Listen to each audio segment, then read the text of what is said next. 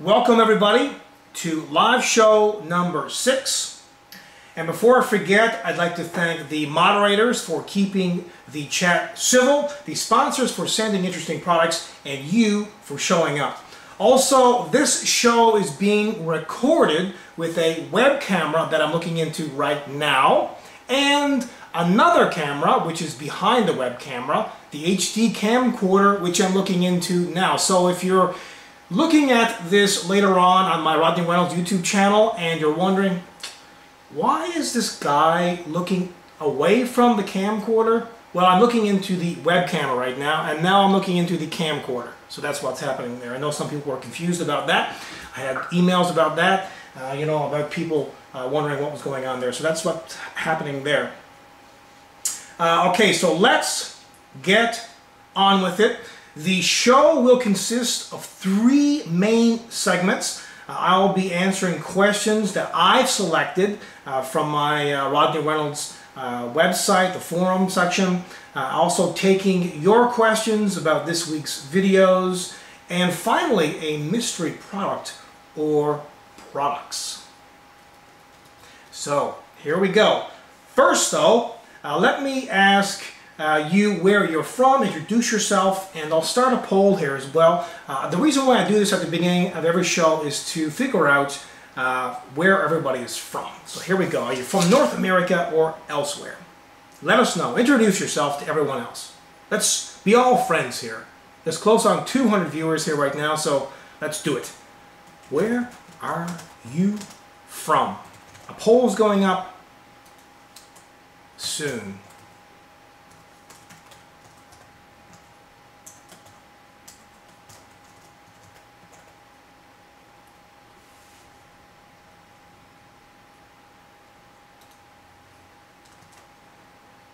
Start poll. Here we go. Where are you from?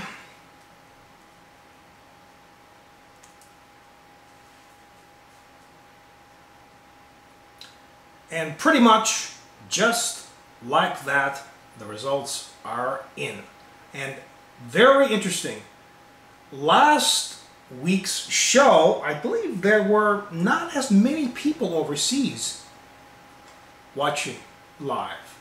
It's good to see. We have 37% overseas watching and around 63% in North America. Of course, there's going to be more North America because that's where I'm from. Canada, to be exact, if you don't know. Okay, so what I'm going to do here first, this will be the first part of this live show. It'll be 3 segments again of around 10 minutes each. So I'll start my trusty timer. Okay, first I'm going to head to rodneyreynolds.com and go over some of the questions that have been asked throughout the week. And by the way, if you want to ask me a question, don't email me, don't post a message on my YouTube channels, don't post them anywhere else. Go to rodneyreynolds.com, hit the forum, and then ask me there. If I don't get to them right away, somebody else is sure to do that, because there's lots of fantastic people over there who go in and answer the questions, to be honest, a lot quicker than I do, and that's perfectly fine. Usually I follow up if I need to, and sometimes I don't even need to do that. So the first question that I'll answer here is, what's the difference between ATX 2.1, 2.2, and 2.3 power supplies? It's very confusing to people. Which one should you get? Well, ATX stands for Advanced Technology Extended, and the revisions, basically it's revisions. 2.1, 2.2, and 2.3, they're different revisions. So in other words, 2.3 would be or should be a newer power supply than 2.1. So if you want to get new, go with a higher revision number like ATX 2.3. If you want to get an older or maybe a more affordable power supply, go with a lower revision. Which one's better? Of course, well, maybe the later one would be the best, the highest revision, because it's the newest, some newer standards and so on and so forth. But most of these standards are pretty good for most builds, unless you're going to an extreme build. That should be fine. Okay, this next question is about a media player. This person is in a situation where they cannot install a media player on the computer system and they actually want to run it, like for example off of a flash drive. What do you do there? Well, you can download VLC. You can download the .zip file or the .compressed file, and what you can do then is extract it using WinRAR or something like that, and then you can run the executable file from your flash drive. That should work perfectly fine, and you do not need to go ahead and install it on the computer system. I know in some situations, like maybe at school or certain computer systems in public libraries and things like that, where you can't run or install software, of course, because they don't want you to do that because it could be a virus and that type of thing. So that is why someone was asking that. You could download VLC. VLC will play audio and video, quite a good player overall. Just reading the question here. This is about mice, computer mice. Which one is best? Now, I'm not going to mention the names here of the ones that this person mentioned. It doesn't really matter. But you know what? If you're picking out a computer mouse, obviously there are a few things to look for. I mean, you want to have enough buttons, at least for your application. You want the DPI to be high enough. And you also maybe you're concerned about look. Maybe you want it to be wired or wireless. But a mouse is a personal preference, to be honest. You really should try and go to your computer store and try them on, literally. You know, grab them and see if they fit your hand right. Because in some cases, some computer mice, they're too big. You know, some people's hands are very small and the computer mouse just too big. In some cases, you might have a huge hand and you need to have a large mouse, and maybe, you know, the mouse you just bought or the mouse that you have is too small. So you really have to go to the store and literally try it on. It's almost like going and trying on pants or a shirt, I think. Buying a computer mouse, you know, just on the fly, well, you can always return it, I guess, if you want to. But I think it's good if you have the time and if you have a place close by to go out and at least try them on. You don't have to buy them there. I mean, you can always buy them online if you wanted to. Just go somewhere and try them on and make sure that it feels right to you. And actually, this goes for keyboards too. Not only computer mice, but keyboards. Keyboards, is a personal preference for a lot of people. Sometimes they're not laid out properly. Sometimes it just doesn't work for some people. Like, for example, some people go from a standard keyboard to a laptop keyboard and they're completely dumbfounded. I mean, they just can't use it. So you really need to try these things on. This is a question about the best music player. This is just for audio. You know, the one that's built into Windows is fine for the most part. If you're not happy with that, I know there are a few suggestions here in the forum from other people. I suggested Winamp. That's an excellent one. You could use iTunes. You could also use Fubar. I haven't used that one. Music Monkey, I have used that one years ago, and it was quite good. So those are a few suggestions for music players. Now this next question is about overclocking or buying a pre-overclocked or a super overclocked video card. You know, should you go with something like that? And if you buy that particular overclocked or pre-overclocked video card, can you overclock it even further? Well, yes, you can overclock it even further, but usually these pre-overclocked video cards, well, they're pre-overclocked, and usually they are at the safe limit or the maximum safe limit of that particular video card. They will pretty much max out the safe GPU speed and the safe memory speed for that particular video card. But yes, you can always tweak it and overclock it more. You could probably increase the voltage of the GPU and maybe even hit higher speeds than the pre-overclocked video card actually has. Now, my thoughts on pre-overclocked video cards are this. They're great and all if you don't want to get involved with overclocking. But they're very easy to overclock, and a lot of companies will have software that you can use to very easily and safely overclock your video card. So you don't need really to spend that extra money and buy a pre-overclocked video card.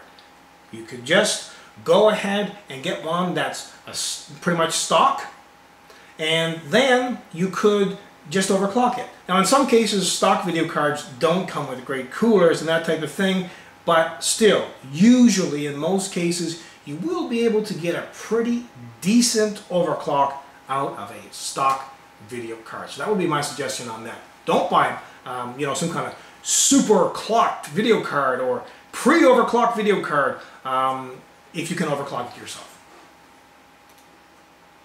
The next question is about a GTX 460 video card and a power supply.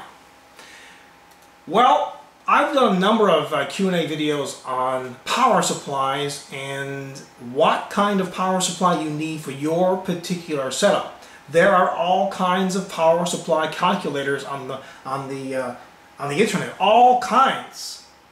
Just Google it, power supply calculator. But in this particular case, this person was looking for and were wondering if the power supply, the 400 watt power supply that this person has right now, is it powerful enough for a single GTX 460 1GB video card? It's kind of borderline. You really need to have a 450 or a 500 watt quality brand name power supply for that video card. Of course, that's depending upon all the other hardware that you have. The next question is a great one. And this one is about AMD ditching the ATI brand for the Radeon graphics.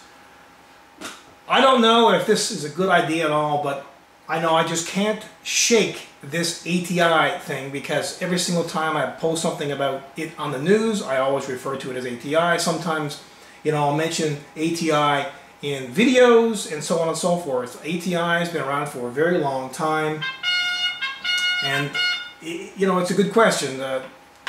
Is it a good idea for them to drop the ATI branding? I don't know. I don't think it is, to be honest, but I understand why they're doing it. They're trying to, you know, everything is AMD and just make things a little easier for marketing reasons and PR and all that kind of stuff.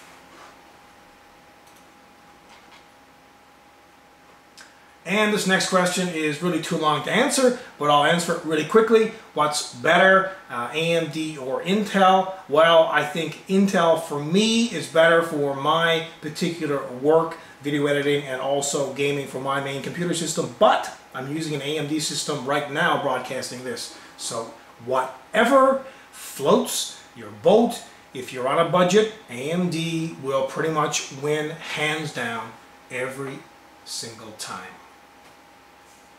Okay, that's the end of part 1 of this live show. Part 2 is about the video reviews and other videos that I did during the week.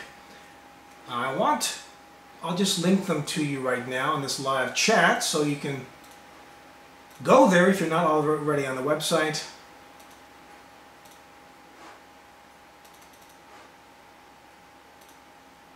I did 2 video reviews this week, one on the Silverstone SG07 small form factor case, and the Patriot Rage 32GB flash drive. Let me get those links up right now so you can go to them.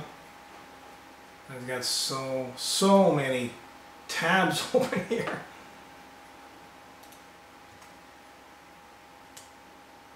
Okay. So this is the link to the Silverstone product, and this is the link to the Patriot Rage flash drive product. Well, we've got 200 viewers on right now. Okay, questions about the Silverstone SG07 case or the Patriot 32 gigabyte Rage flash drive.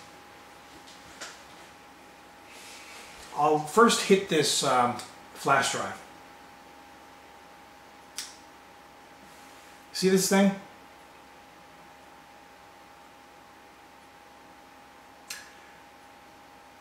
Now this is this uses 4 NAND chip, NAND chips, and the performance on this is a little better than a standard USB 2 flash drive.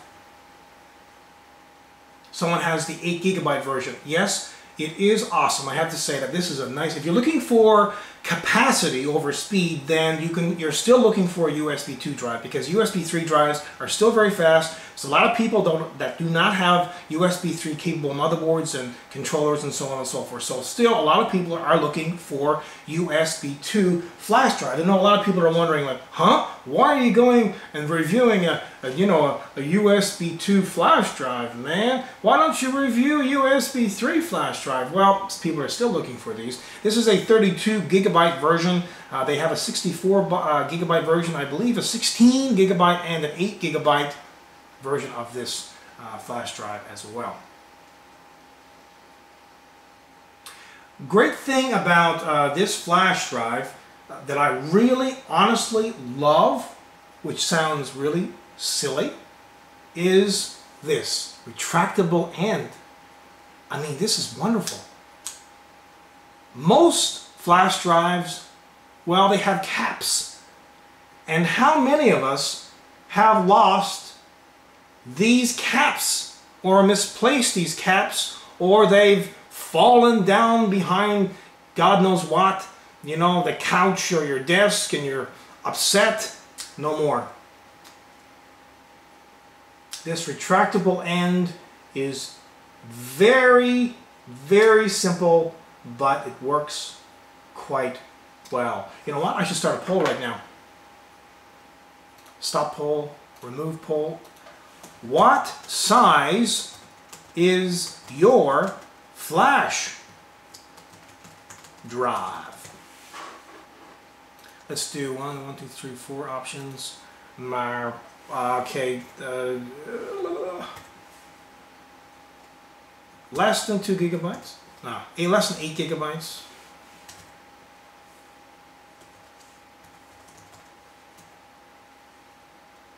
$16 gigabytes. 16 gigabytes plus. Sorry, let me cancel this. Stop. Hold on. Sorry, guys. What size is your flash drive?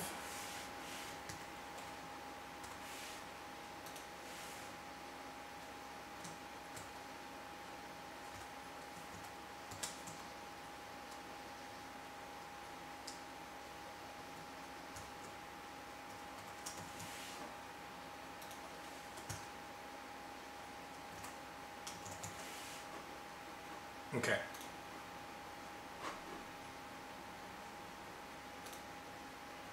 There's the poll. What size is your flash drive? 8 gigabytes or less? 16 gigabytes or greater, or 32 gigabytes or greater? I figured that most people have flash drives that are around 8 gigabytes or less. Why? Because they are inexpensive, they are affordable. And not everyone on the planet is rich. Okay, that's it for this one. Let's talk about the wonderful Silverstone SG07 small form factor mini ITX case. This is an amazing product. Absolutely outstanding product for a mini ITX case. Let me start another poll. Do you have a mini ITX case? Yes or no? Or considering one? Start poll.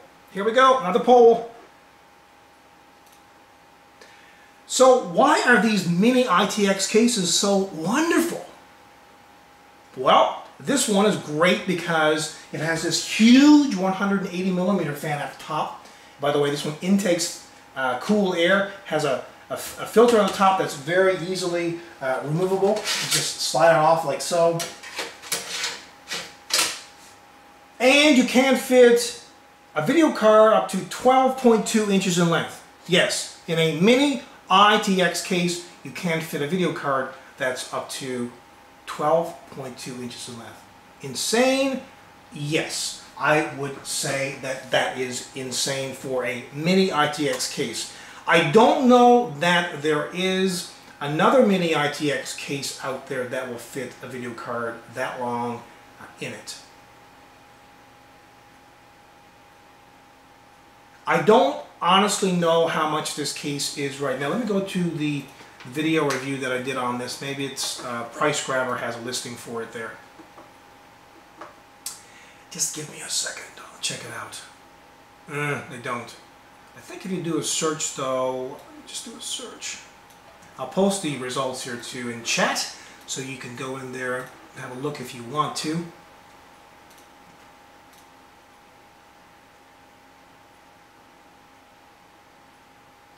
There isn't. I don't see a search result for that at the moment. In any case, you can try to do your search yourself here. I'll post a link to Price Grabber off of my site. And you can do a search yourself. Yeah, is it better than the mini Spider? This is the test bench from Lee & Lee, that little Spider, you know, that I did? That's a mini ITX, but it's an open air design kind of thing. But yes, it would be in a way better than that for practical reasons, but still for imagination and creativity, that would certainly go to Lee & Lee for creating a mini ITX test bench like Spider thingy that's all aluminum.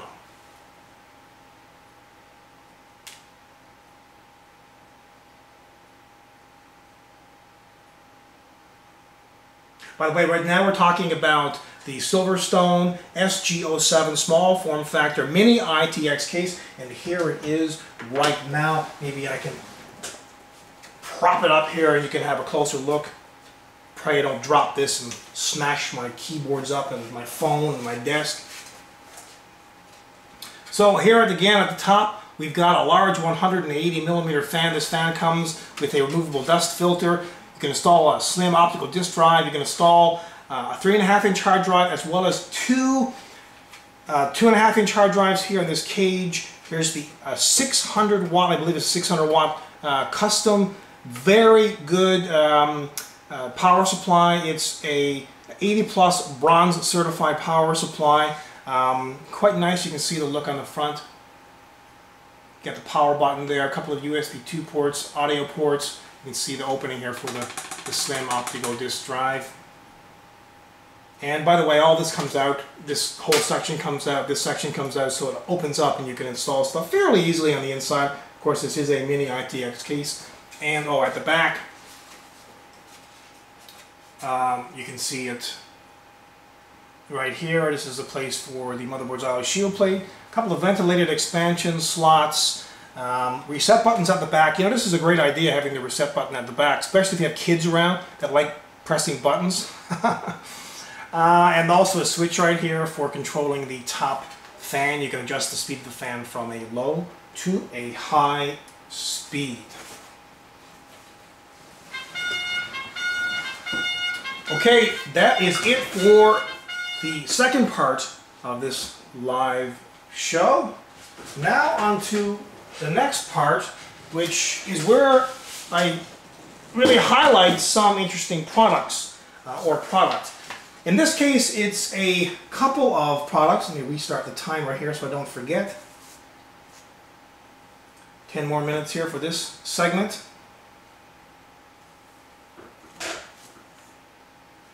So, interesting products, you say. I wonder what they'll be this week. You remember last week? Does anyone remember what we did last week?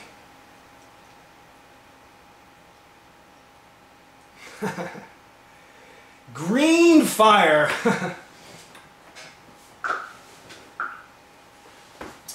Okay, first I'll go into this product. This is yet another laptop cooler. There seems to be lots of laptop coolers on the go these days. And if anyone's swearing right now saying, oh my beep, that is so beep and large. Yeah, it is pretty large. So, what is it? This is the Thermaltake Massive 23LX Ultra Performance Notebook Cooler. And yes, this is a very, very large notebook cooler. It includes a 200 millimeter fan. Huh? Yes, a 200 millimeter fan. It pushes 54 CFMs. It's 17 decibels. Let's have a closer look at it. It's comprised of aluminum and plastic. Very, very nice looking. Look at this thing. If you have a gaming notebook and you want something to cool it down, well, this might actually be it. Okay, let me quickly go over this thing. You've got handles. This is the first time I've seen handles on a notebook cooler. Yeah? Yeah, first time for me. You've got some rubber feet here. I guess so, rubber rests, not really feet. These are rubber rests for the notebook's feet to rest on so they don't, you know, so it stays in position. Large 200 millimeter fan. Got the branding here, bottom right hand corner Thermaltake.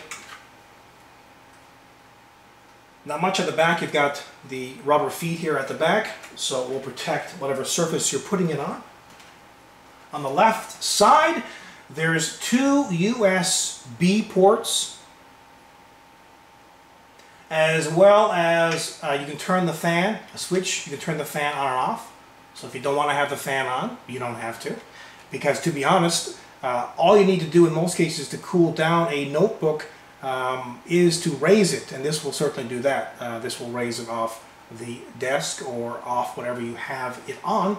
You can also turn the LED on this 200 millimeter fan on or off. That's pretty cool. And there's a little tiny LED right there as well. Anything on this side? Nothing on that side. But oh, what do we have here? You're probably wondering, where's the cable? There's always a cable with these notebook coolers that have fans on them.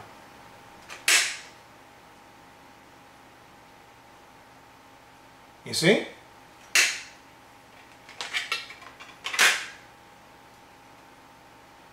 Hidden away. So you plug this in here, and then this other end goes into the laptop. And this will power the fan, if of course you want to use the fan, which is good, very good, if you have a very powerful gaming notebook. Very nice. This is one of the best notebook coolers that I have seen so far. I mean, look at this thing.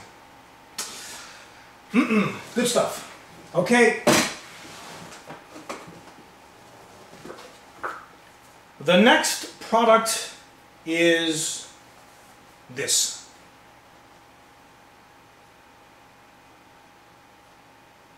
What is this?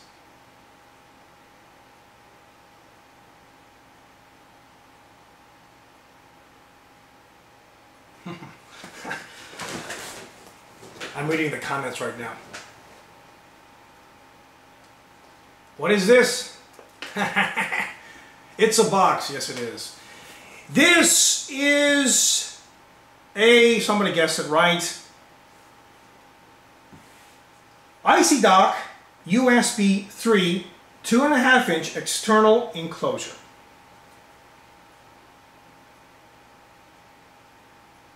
Two 2.5-inch USB 3 external enclosure. You know, 2.5-inch enclosures these days are becoming very popular, and rightfully so, because a lot of 2.5-inch hard drives, not solid state drives, although they're getting larger as well, but normal 2.5-inch hard drives are getting very large, and they're great. They're fantastic, as a matter of fact, for storing data on. So this is the IcyDo. Let me try and read the model number because it's quite long.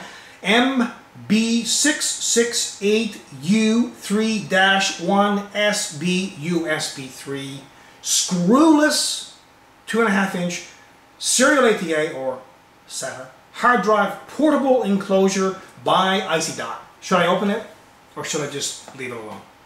Want me to open it? Okay, I have 3 minutes. Can I open this and show you what's inside and install a hard drive in 3 minutes? Open it, Matt! Open it! Rip it open! Are you ready? It's beautiful. No? So, we have external enclosure. Quite sleek. Kind of like a silver brushed aluminum end right here. Here's the power adapter and the USB 3 connection. Quite a nice looking external drive. External enclosure. You've got some ventilation right here, or what appears to be ventilation. What else is in the box?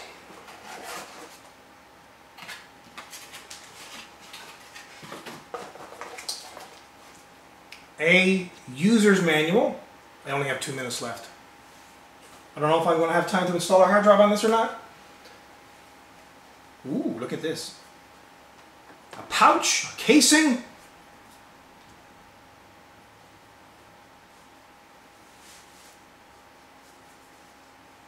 And voila, it fits perfectly.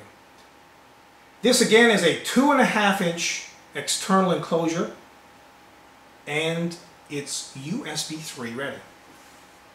So the pouch, we have a power adapter, but this is a power adapter for your computer system.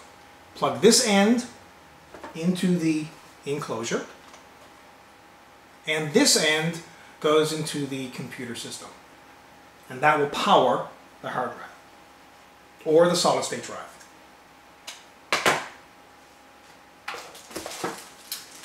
And this is, anyone? The USB 3 cable.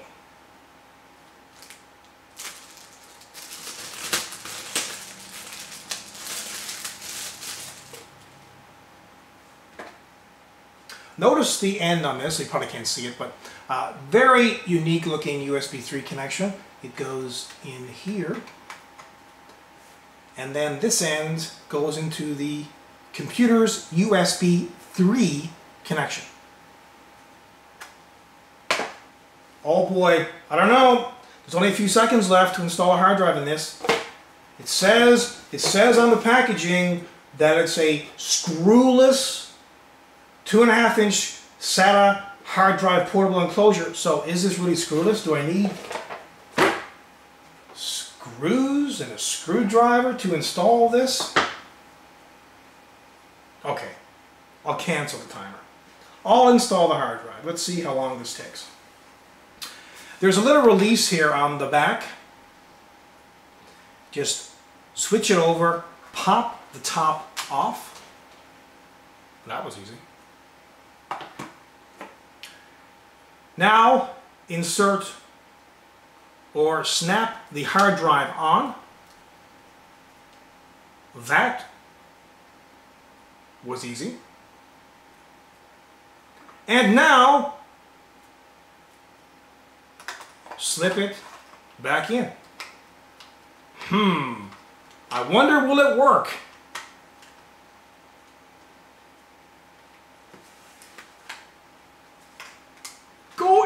on!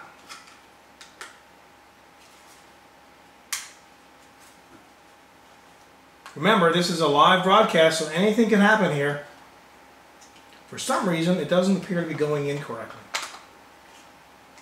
Ah, yes, I had to pinch it down a little bit. So here we go. Just kind of have to line it up properly for it to go in. And once you do that, it's quite easy to pop it in. So again, I'll take it out just to show you how easy this is. Hard drive. Pop it on here. Then just wiggle it a little bit, and that's it.